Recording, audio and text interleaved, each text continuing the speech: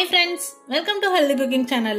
இந்த வீடியோல நம்ம இன்னைக்கு ரொம்ப சுலபமா டேஸ்டியா செய்யக்கூடிய ஊத்தாப்பம் ரெசிபி பார்க்க போறோம். 4 விதமான ஊத்தாப்பம் பார்க்க போறோம். அதுல முதல்ல ஆனியன் ஊத்தாப்பம் எப்படி செய்யலாம்னு பார்க்கலாம்.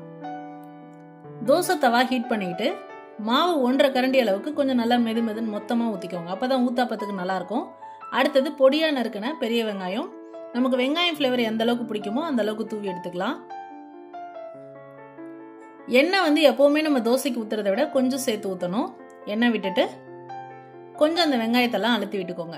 ஒரு பக்கம் குக் ஆனதுக்கு அப்புறமா இன்னொரு பக்கம் திருப்பி விட்டுறலாம். இப்ப பாருங்க, 2 பக்கமுமே நல்லா வெந்து சூப்பரான ஆனியன் ஊத்தாப்பம் ரெடி ஆயிடுச்சு. அடுத்தது பாத்தீங்கன்னா கேரட் ஊத்தாப்பம். ஆனியனும் கேரட்டும் போட்டு எப்படி செய்யலாம்னு பார்க்கலாம். தவா சூடு பண்ணிட்டு 1.5 கரண்டி அளவுக்கு மாவு கொஞ்சம் நல்லா மொத்தமா தேய்ச்சி எடுத்துக்கோங்க. அடுத்ததா வெங்காயம் நம்ம டேஸ்ட்டுக்கு ஏற்றது போல நல்லா பொடியா நறுக்கி சேர்த்துக்கலாம். கூட கொத்தமல்லி கீரை இருந்ததுன்னா கொத்தமல்லி கீரையும் சேர்த்துக்கலாம்.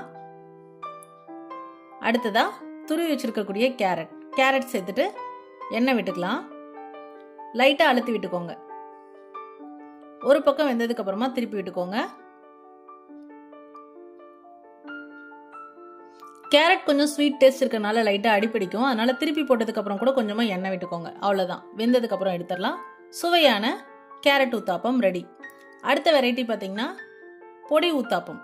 தவா ஹீட் ஆனதுக்கு அப்புறமா 1.5 கரண்டி அளவுக்கு மாவு நல்லா மொத்தமா தேய்ச்சி எடுத்துக்கோங்க.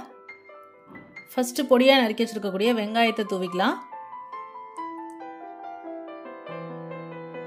அடுத்ததா துருவி வச்சிருக்கக்கூடிய கேரட். லாஸ்டா நம்ம வீட்ல அரைச்ச இட்லி பொடி. எவ்வளவு தேவையோ அந்த அளவுக்கு தூவி விட்டுட்டு எண்ணெய் விட்டுக்கலாம். ஒரு பக்கம் வெந்து வந்ததுக்கு அப்புறமா இன்னொரு பக்கம் திருப்பி விடணும். திருப்பி விட்டதுக்கு அப்புறமா லைட்டா எண்ணெய் விட்டுக்கோங்க. ஏன்னா பொடி சேர்த்தது அப்படினால தோசை சீக்கிரமா ட்ரை ஆயிடும். இப்ப 2 பக்கமுமே அழகா குக் ஆயிருச்சு. பொடி ஊத்தாப்பம் ரெடி. அடுத்து பாத்தீங்கன்னா ரொம்ப சிம்பிளா பொடி ஊத்தாப்பம் எப்படி செய்யலாம்னு பார்க்கலாம். தவா ஹீட் பண்ணிக்கோங்க. 1.5 கரண்டி அளவுக்கு மாவு சேர்த்துக்கோங்க.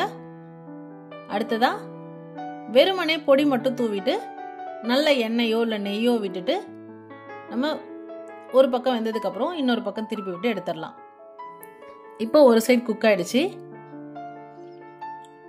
அடுத்த பக்கம் திருப்பி போட்டதுக்கு அப்புறமும் கொஞ்சமா நெய்யோ எண்ணெயோ விட்டுட்டு எடுத்தோம் அப்படின்னா சுவையான பொடி ஊத்தாப்பம் தயார்.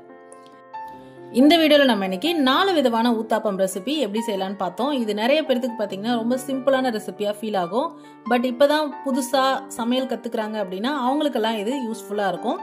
ட்ரை பண்ணி பார்த்துருங்க. கமெண்ட் மறக்காம சொல்லுங்க ஃப்ரெண்ட்ஸ். இது போன்ற ஹெல்தி ரெசிபிஸ்க்கு மறக்காம ஹெல்தி குக்கிங் சேனலை சப்ஸ்கிரைப் பண்ணுங்க. இந்த வீடியோ உங்களுக்கு பிடிச்சிருந்தா லைக் பண்ணுங்க, ஷேர் பண்ணுங்க, கமெண்ட் பண்ணுங்க. தேங்க்ஸ் ஃபார் வாட்சிங்.